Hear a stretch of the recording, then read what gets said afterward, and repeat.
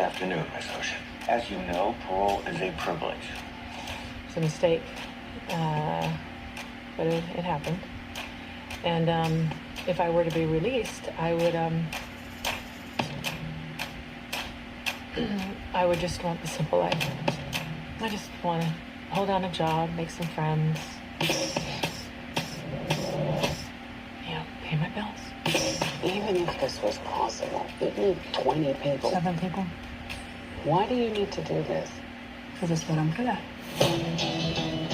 How long would it take you to make 7 pieces of jewelry? 5 or 6 hours. How long if I told you you didn't have to live with your mother anymore? Estoy tomando Pascual, ¿cuál tiene? Less. Keep playing where you shouldn't be playing. What's your name? Name Ball. What's your real name?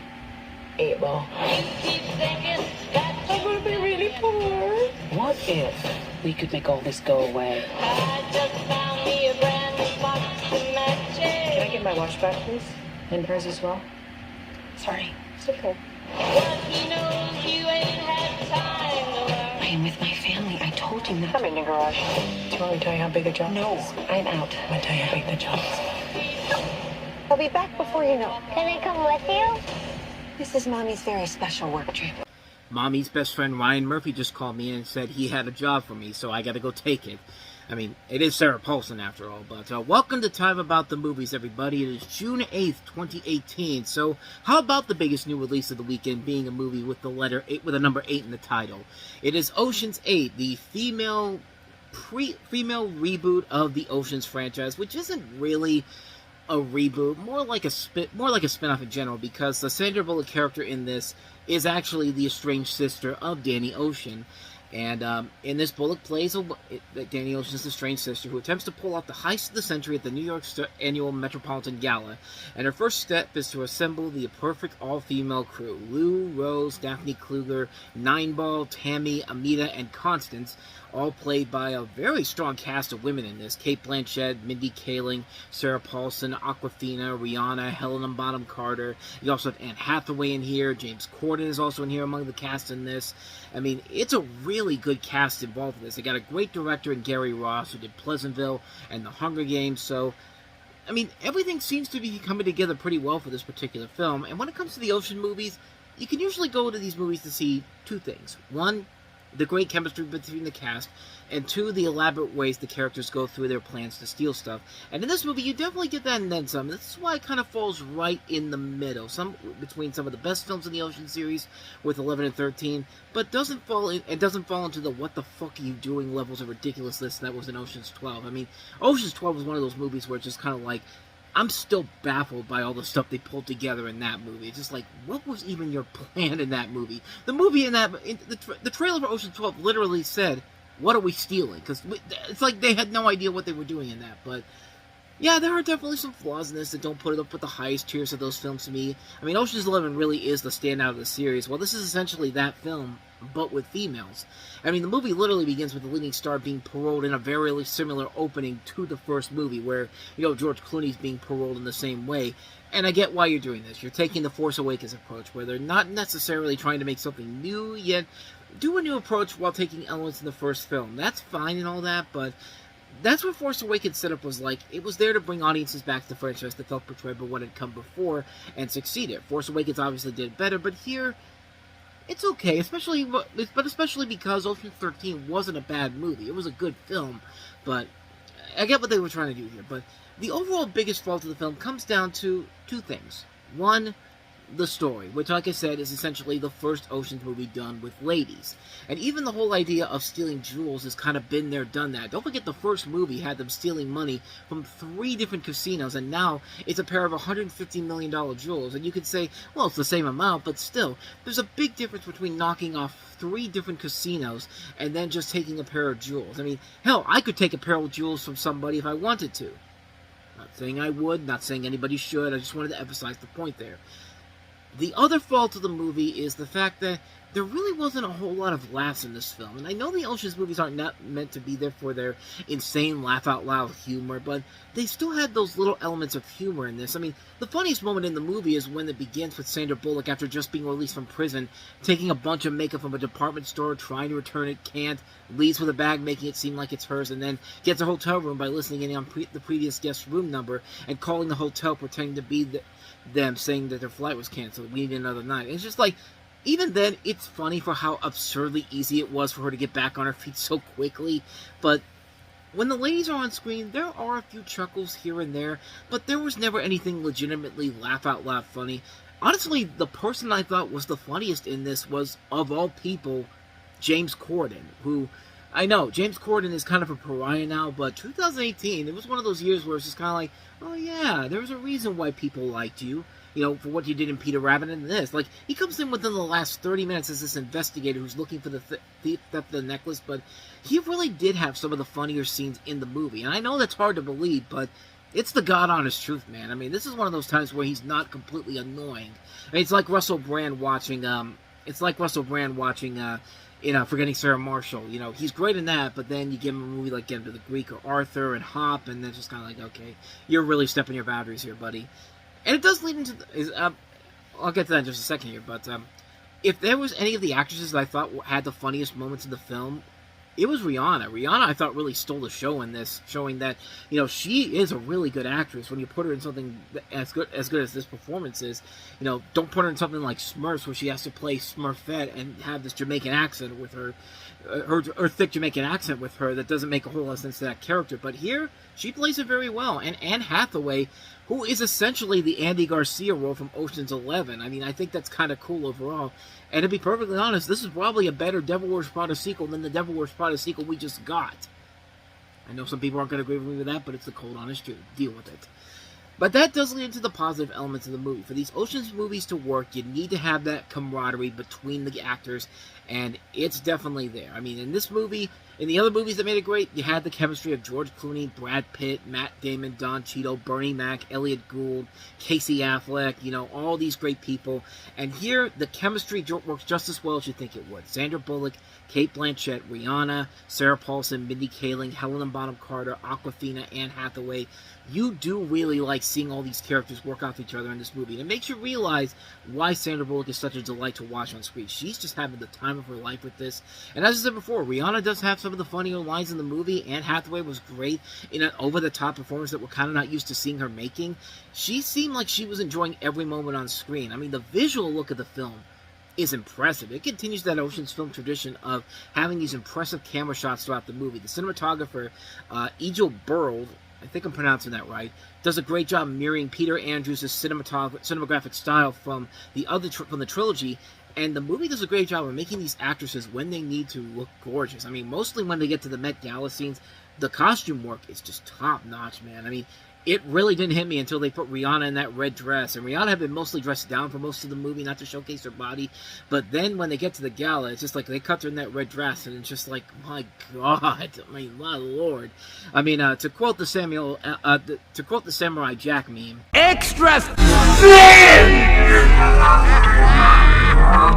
Yeah, she was extra thick, all right, but yeah, the costume work I really did feel like should have gotten some Oscar consideration. It probably wouldn't have won because Black Panther came out that year as well, you know, but it should have gotten at least some recognition overall. And lastly, we come to these movies to see how elaborate the overall plan is and all the ways that it could potentially go wrong, but it ends up working out in the end. Yeah, it's better than I expected it to, and again, it's elaborate how strategic and how everything needs to be in order for this to work, even when there's a snag in the plan. This isn't like Action Point the week before where, you know, everything they did, it just ended up working out in in Johnny Knoxville's favor overall. No, this movie doesn't do that. It's smart enough to show you that even when they screw up, there's a legitimate reasoning for why it worked out in the end for everyone. Like, Ocean's 8 is about what you expect from an Ocean's movie. A good, fun heist film with a great cast leading the way. I kind of wish there was more laughs in it, but overall, it's a fun experience. It's not another Ocean's 12 disaster where they just threw shit at the wall and see if anything stood. This is a by-the-number Ocean's movie, but in a good way. I wish it had more to it to kind of make it stand out more to the 2001 film, but nevertheless, it's still an enjoyable movie. It's right there in the middle of some of the best stuff in the series. I enjoy it a lot. I really think it's a strong film overall. I recommend it. I recommend Ocean's 8. If you love the other Ocean's movies, you'll definitely like this one a lot. So there you go. That's Ocean's 8. So let's go ahead and move on to our next movie. And boy, it's a strong weekend for ladies in film, because not only have this group of 8 in this movie, Ocean's 8, you have Toni Collette scaring the living bejesus out of you with Hereditary. You okay, Mom? There's something you want to say? Why would I want to say something so I can watch you sneer at me? I never sneer at you. Oh, sweetie, you don't have to. You get your point across. Now say what you want to say then. Hey, Dad. I try. Try again, release yourself. Stop. Just say it. Don't you ever raise your voice at me. I am your mother. All I do is worry, and all I get back is that face on your face, so full of disdain and resentment, and always so annoyed. Nobody admits anything they've done. Sorry. I know it's irrational. Call it irrational or not, you scare the bejesus out of me, and I want you to stay the hell away from me. I don't care if you are my mother. That's what that kid should have said before then, but, yeah, this is Hereditary. This is the feature directorial debut for Ari Aster, the man who got the attention of A24 for his bizarre psychological horror film that was The Strange Thing About the Johnsons, which is, yeah, a movie that is about as it was a short film that was about as chaotic as you can get overall, and, yeah, this definitely feels like something right up this director's alley in particular. It stars Toni Collette as a grieving miniature artist who uncovers disturbing secrets about her recently deceased mother. She is subsequently tormented by sinister paranormal occurrences along with her husband Steve, played by Gabriel Byrne, and their children, played by Alex Wolff and Millie Shapiro. And, yeah, it's about as creepy and as intimidating and also kind of funny at the same time. I mean, yeah, Toni Collette's performance is great in this movie. It's terrifying, but there are moments in this movie that are so goddamn funny that while you're being scared, you're also laughing so hard at scenes that just stick out. By just, the most notable scene in the movie is where, you know, Toni Collette's looking in fear at this person being set on fire. She has this shocked look on her face, like and then all of a sudden she's just kind of like, it's like something like that. Like, I can't do the face in particular, but then she goes from like terrified to whatever. It's just another Sunday night. I mean, that's literally how much range she has in this performance in particular, and it makes this movie stand out for a number of different reasons, man. I mean, this movie is not afraid to just go all out crazy with it and just have a good time with it, and it works, man. I love the way this film is shot as well. It's got this unique style to it. I mean, they basically built these sets to make it feel like it has a dollhouse aesthetic, because this person does make dollhouses, and, you know, it's just really, really intense to watch all across the board. It's just such an intense film. It's a great movie, man. I really enjoyed the hell out of it. I think it's a great movie overall. I can't help it, man. I enjoyed the hell out of it. It's a terrific film. Can't recommend it enough. If you haven't seen Hereditary, definitely check it out, because it is definitely something that fits the mold of Ari Aster for certain. But yeah, so there you go. That's my thoughts on Hereditary. So let's go ahead and move on to our next movie, another star-studded film that came out this weekend. Didn't quite live up to the same hype as the other films in particular, but it's directed by Drew Pearce, so here's Hotel Artemis. Artemis is a secret hospital for criminals. This place was built on trust and rules. If you knew what she could do to you with just that cup of coffee. You're lucky this place has rules.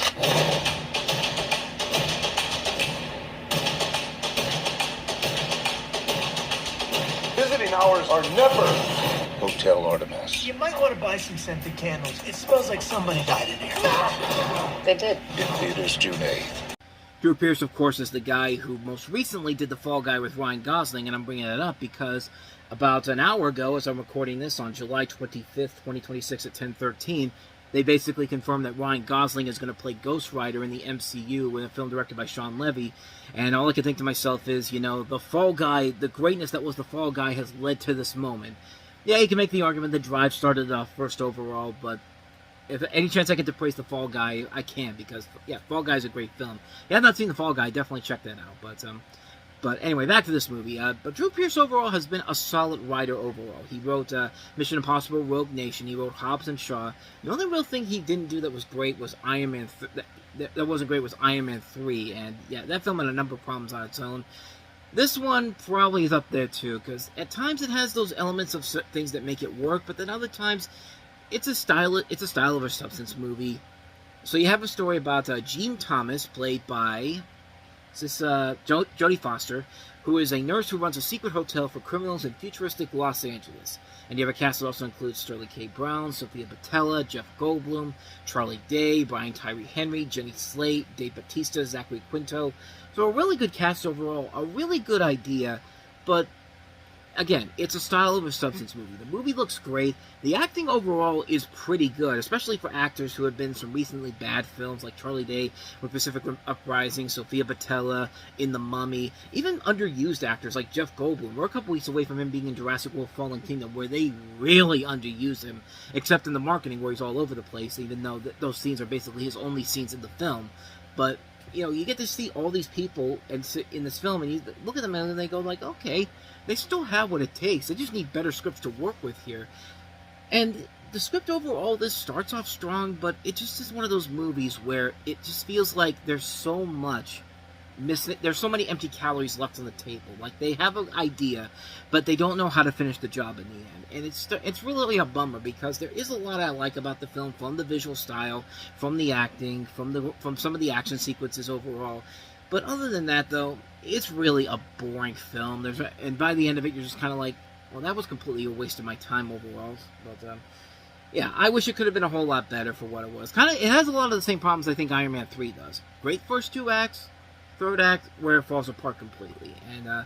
And by the way, this takes place on June 21st, 2028. So we're less than a year away from this place coming to reality. So hey, get on that, people. We got to make this dystopian future a reality at some point here.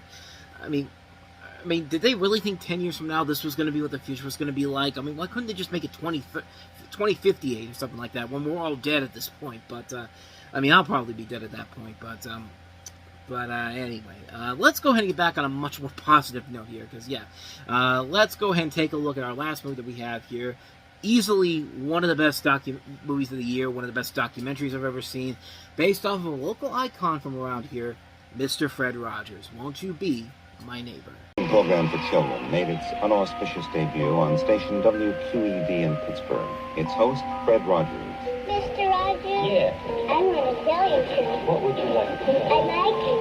I like you, my dear. Thank you very much for telling me that. You take all of the elements that make good television and do the exact opposite. You have Mr. Rogers' Neighborhood. Low production values, simple sets, unlikely star. Yet, it worked. Hello. I've always felt that I didn't need to put on a funny hat or jump through the hoop to have a relationship with a child. He's always trying to get a message across in every show. A week on death. What does assassination mean? A divorce. Some people get married, and after a while they're so unhappy that they don't want to be married anymore. He was radical. I know everyone says that, but he was radical. They didn't want black people to come and swim in their swimming pools. My being on the program was a statement for Fred. Man, this is a movie that I feel like we needed back then, and we need it now more than ever, man. I mean, this is, you have who I think is probably the greatest documentary director working right now, Morgan Neville. I mean, this guy very rarely misses. I mean, he's made a lot of great documentaries. 20 Feet from Stardom, Roadrunner, a film about Anthony Bourdain. He made one of my favorite movies from 2024, Piece by Piece, the Lego documentary about Pharrell Williams. He did a great documentary about Paul McCartney last year, Man on the Run. This might be overall his magnum opus as a filmmaker in general, and yeah, it's a great movie, man. And of course that means the documentary branch of the Academy Awards is going to completely abandon it altogether. Just like, you would have thought they would have learned a lesson from Hoop Dreams 24 years prior, but nope. The documentary branch is just about as corrupt as it was back in 1994. So Morgan Neville examines the life and legacy of Fred Rogers, the beloved host of the popular children's TV program Mr. Rogers' Neighborhood. And of course, the success of this eventually led to the biopic with Tom Hanks starring as Mr. Rogers, coming out about a year and a half later with A Beautiful Day in the Neighborhood, in which he had a supporting role in that. We'll save that for 2019. But this is one of the best documentaries you'll ever see. And I'm not just saying it because of regional bias, because, of course, Mr. Rogers was from around here, and, of course, Mr. Rogers' Neighborhood was filmed around here.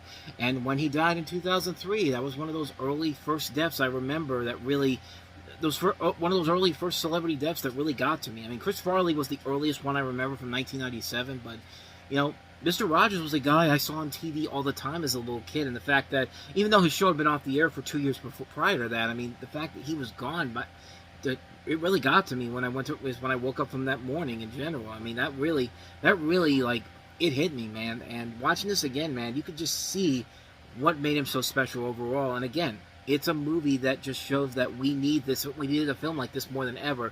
A palate cleanser from all the negativity in the world, especially with the presidency that was going on at that time. And like I said, even today with the presidency that's going on around right now. Like, I mean, literally the tagline for the movie is, "A little kindness makes a world of difference." And really, I mean, I think we all try to be as kind as we can. We try to be nice to the world, even if the world is just continuing to just punch us in the gut every single day.